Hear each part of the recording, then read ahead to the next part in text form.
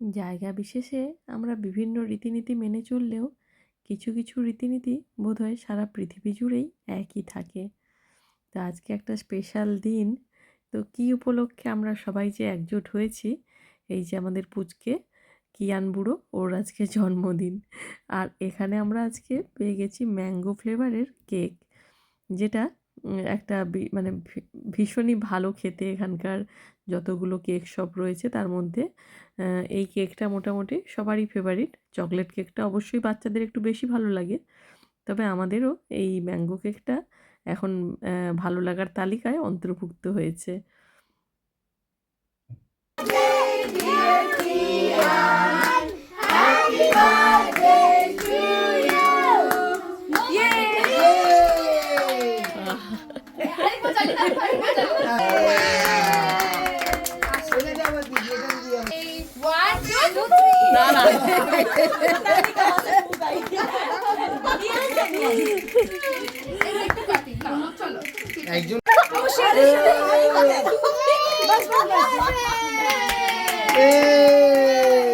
কি অবস্থা দেখেছেন?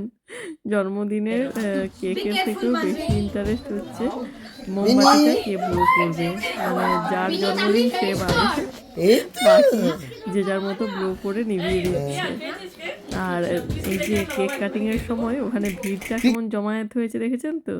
সবার ইন্টারেস্ট কিন্তু ওই কেক কাটিংটার দিকেই বাচ্চাদের মেন ইন্টারেস্ট থাকে। তারপরে খাওয়া দাওয়াটা না হলেও ওদের তো চলেই।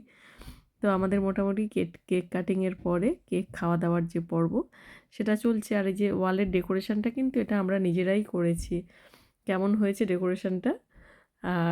আর আজকে এই যে যেটা বলছিলাম যে আমরা পৃথিবীর যে প্রান্তেই যে থাকি না কেন, কিছু কিছু রীতিনীতি আমাদের একই থাকে। এই যে জন্মদিনে চালের পায়েস, এটা একদম আমাদের ছোটোবেলা থেকে দেখে আসছি।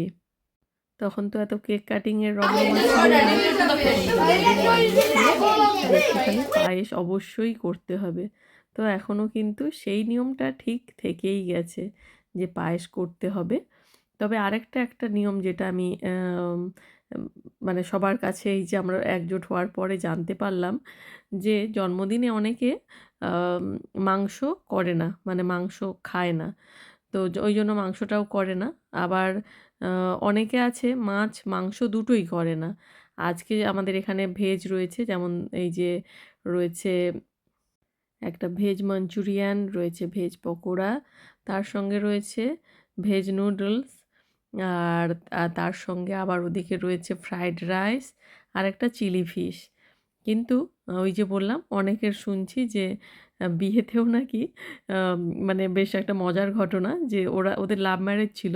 ছেলেটার বাড়িতে নিয়ম ছিল যে কোনোভাবেই ননভেজ কিছু করা যাবে না, বিয়েতে ননভেজ খেতে নেই। আবার মেয়েটাদের বাড়িতে ছিল যে ননভেজ না করলে কোনো রিলেটিভই আসবে না বা হাসাহাসি করবে যে এতটাই কিপ্টে যে বিয়েতে একটু সব কিছুই ভেজের ওপরে সেরে দিল। এই করে দুজনের মধ্যে ডিসিশান হলো যে মেয়ের বাড়ির লোকজন ওরা ননভেজ খাবে। ওদের একটু মানে একটু জাস্ট একই প্যান্ডেলে একটা দিক ভেজের ব্যবস্থা, একটা দিক ননভেজের ব্যবস্থা থাকবে। তো আল্টিমেট নাকি এমন হয়েছিল যে ছেলের বাড়ির লোকজন এসে যখনই দেখেছে মাটন চিকেন সব হয়েছে, ওই যে নিয়মটা ছিল যে বিয়ের দিন ননভেজ খেতে নেই, ওই নিয়মটা সবাই ভুলে গিয়ে সবাই এসে কিন্তু ননভেজেই যোগদান করে দিয়েছে। মানে আল্টিমেট এমন হলো যেটা নিয়ে ঝগড়াঝাঁটি ঝামেলা, বিয়ে হবে কি হবে না এরকম একটা পর্যায়ে পৌঁছে গেছিলো। সেটাই শেষে দেখা গেল যে সবাই ওই টপিকটা ভুলে গিয়ে ছেলে বলছে যে আমার নিজের মামা গিয়েই ননভেজ খাওয়া শুরু করে দিয়েছে, আর অন্য রিলেটিভ আর অন্য নিমন্ত্রিতদের কথা কী আর বলি। তো এই ছিল মজার গল্প। তোমাদেরও যদি এরকম কিছু মজার গল্প থাকে জন্মদিন বা বিয়েবাড়ি নিয়ে, সেটা শেয়ার করো। আর সবাই ভালো থেকো, টাটা।